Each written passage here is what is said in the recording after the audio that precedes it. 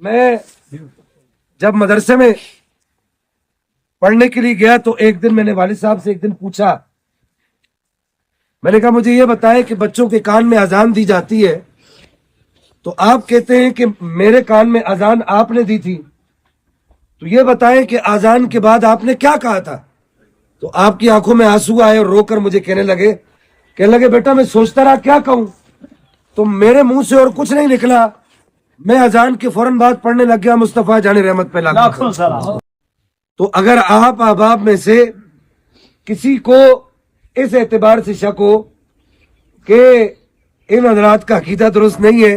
तो ये मेरा वालिद है, मुझे यकीन अल्लाह की जात पर 2 दिन और भी इनका जनाजा रखा रहे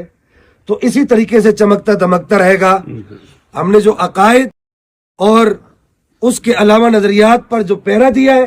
वो इन्हीं की तालीमात के मुताबिक दिया है।